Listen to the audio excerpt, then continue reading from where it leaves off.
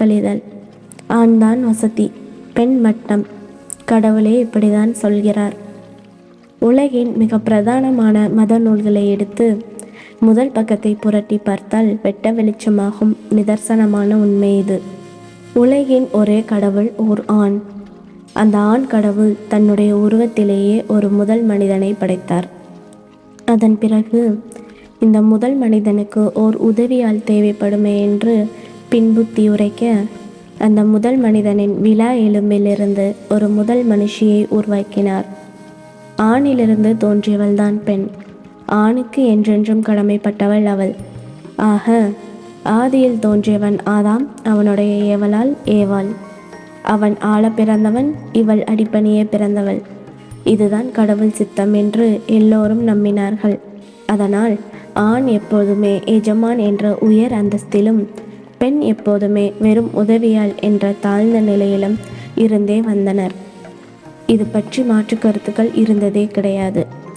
எல்லோராலும் ஏகமனதாக ஏற்கப்பட்ட முடிவு இது என்பதால் எவ்வித குழப்பங்களும் இன்றி எல்லோரும் தத்தம் சமூக நிலையில் சௌகரியமாக இருந்தார்கள்.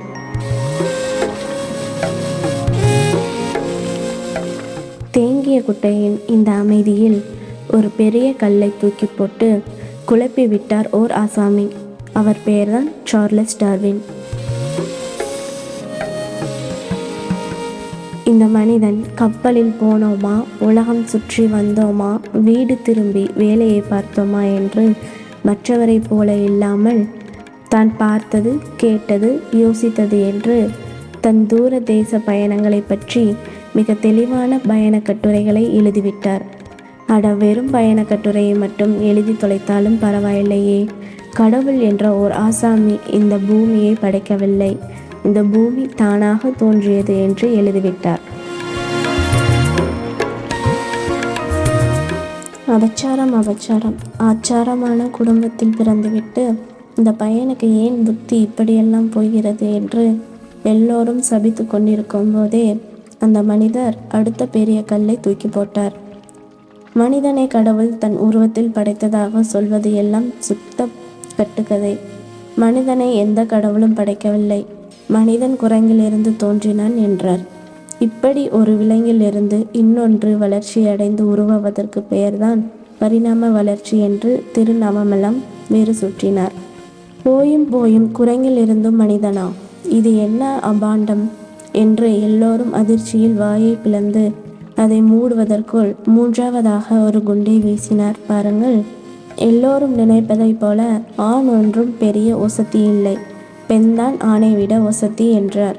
அவ்வளவுதான். என்ன சொன்னாய் என்று எல்லோரும் டார்வின் மீது பாய்ந்தே விட்டார்கள். கண்ணை திறந்து உலகை நன்றாக பார். உலகில் உள்ள எல்லா ஜீவராசியிலும் ஆண்தான் பெண்ணை விட அழகாக, பெரிதாக, வனப்பாக இருக்கிறது. பெண் மயிலை விட ஆண் மயில்தான் அழகு, பெண் சிங்கத்தை விட ஆண்தானே வலிமை என்று எல்லோரும் டார்வினிற்கு புத்தி புகட்ட, டார்வின் கொஞ்சமும் பதறாமல், ஆம், ஆண் மயில்தான் அழகு, ஆண் சிங்கம்தான் பெரிது, அது ஏன் என்று யோசித்தீர்களா என்று கேட்டார். இதையெல்லாம் யோசித்து கொண்டிருக்க யாருக்கு நேரம் இருந்தது? இயற்கை சும்மாவெல்லாம் எதையும் உருவாக்குவதில்லை. ஆண் மயில் அழகாக இருப்பது அதற்கு பெரிய ஆபத்து. அதன் வர்ணஜால தொகையை அதன் பகைவர்களுக்கு காட்டி கொடுத்து விடுமே.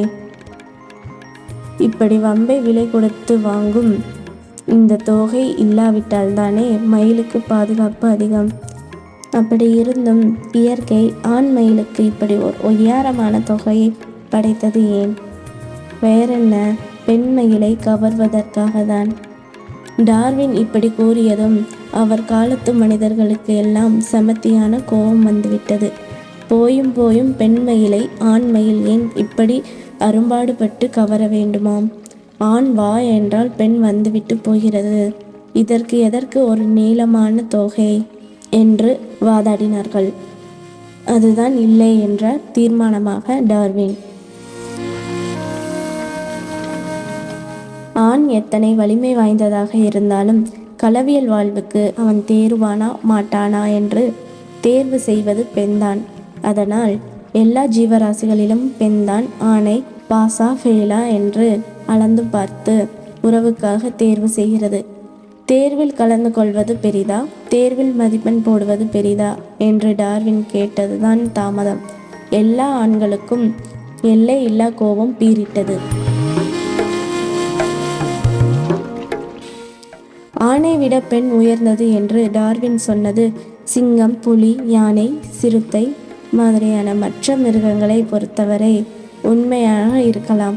ஆனால் மனிதர்களை பொறுத்தவரை பெண்ணாவது மேலானவளாவது சாத்தியமே இல்லை என்று கொஞ்சம் ஸ்ருதி குறைந்து சீறினார்கள் அந்த கால விஞ்ஞானிகள். சரி, இதற்கு மேல் இது பற்றி பேசுவது சமூக அமைதிக்கே ஆபத்து என்று டார்வின் அடக்கி வாசிக்க முடிவு செய்தார்.